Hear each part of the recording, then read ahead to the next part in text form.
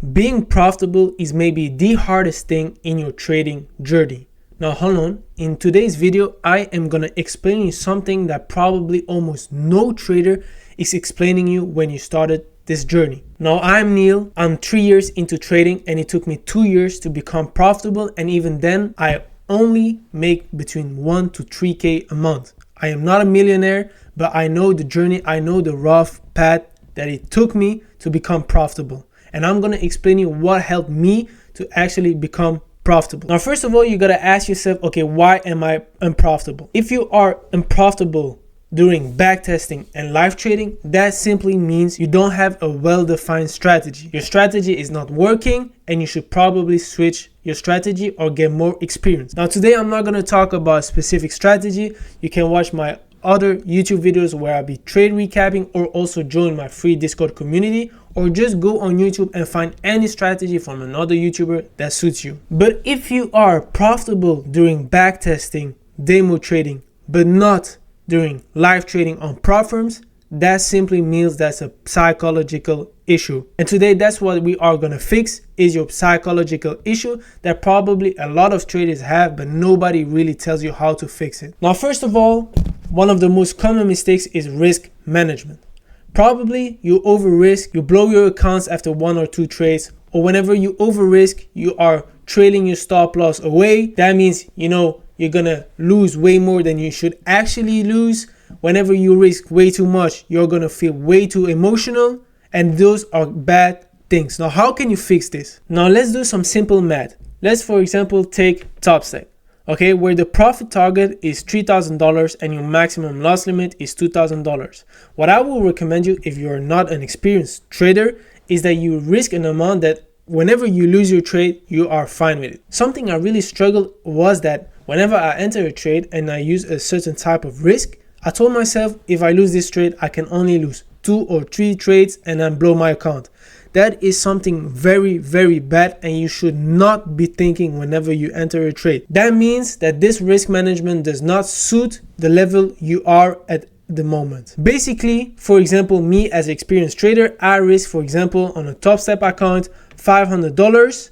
So it's almost like a little bit more than 1%, and I'm fine with what happens. But you can maybe think, if I risk $500, it only takes me 4 trades to lose to blow my evil. Okay, so what you are gonna do, you are gonna risk an amount where you are not gonna worry about that. What you can, for example, do is risk $250 every trade, and that means you can lose 8 trades, because $250 times 8 is 2,000. That means you can lose 8 trades before you blow your evil. Now, what you also can do is during your backtest, you look at how many trades you have lost versus how many trades you have won. If you see in a period of 20 trades, you only lost 4 trades, you can base your risk management of that statistic so that you are still in a winning statistic. That means if you lost only 4 trades, 4 trades times $500 is 2,000. Now you give yourself a buffer, because obviously there's no emotions involved during backtesting. Let's say you tell yourself, okay, instead of losing 4 trades, I will probably, let's say, lose 5 or 6 trades. That means you are gonna risk around $350. And that is how you are gonna choose your type of risk management. You are gonna base your risk management on the type of trader you are right now, and how many trades you have lost and won during your backtesting / live testing on demo trading. If you only lost 2 trades on 20 trades taken, you have a very high win percentage and you can risk a little bit more. But if you have way more losses than wins, then you should risk way less, so that every win can cover all your losses. Now, something that helped me to become actually profitable, and that is something that a lot of traders are ignoring, is journaling. Journaling every trade and also at the end of every week. Now, what is that gonna do to you? Because journaling helps you to reflect you on every trade taken. Usually, if you do not journal and you take a trade and you lose it or you win, you are gonna remember based on emotions. Meaning, if you lost, you're gonna tell yourself, anyways, I lost this trade and it didn't matter, it was not my strategy, it was just a bad day.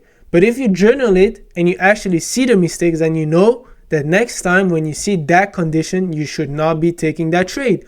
Or whenever you win a trade and you did something right, you journal it and you try to understand what you did right, so that next time this condition happens in the market, you know that actually worked and you can just repeat yourself. Now, how am I journaling? I go on the Notion app. It's a free application where you can journal. And as you can see, I recapped here all my trades of January, and here's also the journal of the week. So as you can see, here's all the trades I've taken this month, and I journaled it to the perfection. So what I do is I take screenshots of the market of the trade I've taken.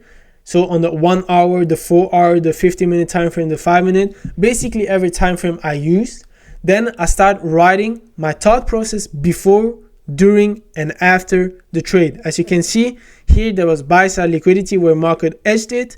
As you can see, here was an hourly fair value gap that got retested and swept these equal lows. I saw a beautiful V-shaped recovery with a 5-minute inverse fair value gap. I wrote this and I know next time, okay, if this trade happens again, I know it worked.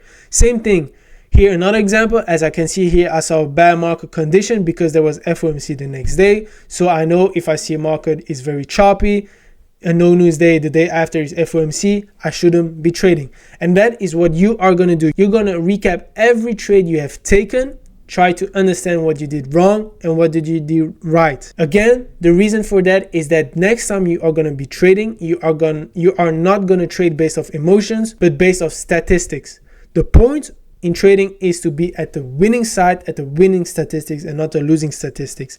How can you do that? By learning facts and understanding your facts, what you are doing right and what you are doing wrong. Same thing for journal of the week, where I be recapping all my trades during the weekend, and I tell myself what are the things I could have done better and what are the things I did good. Doesn't matter if I didn't take a trade or I won a trade or I lost a trade, I'll be writing, okay, everything I did good and everything I did bad. And the last thing that is also very important is to have experience.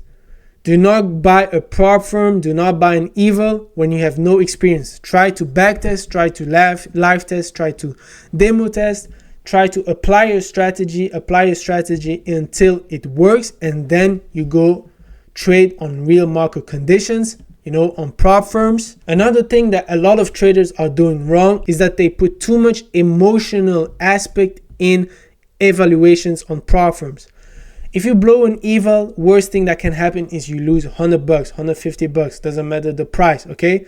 You are not really trading with your own money. There's no reason to feel any emotional aspect. If you cannot afford to lose that money, do not go immediately on prop firms, trade on demo account, go do a job, save some money, but you shouldn't be emotionally connected with those prop firms. It's okay to blow evals. I blew 7 evals before being funded. I blew one again and I was funded again, and that's when I started making money. It took me 2 years, so it's okay to blow evals. You shouldn't be emotionally connected to those prop firms because those prop firms are meant to be failed, in quotes. And if you are an experienced trader and you know what you are actually doing, there's no reason for you to risk barely money. You shouldn't take 1 month to pass your eval if you are experienced.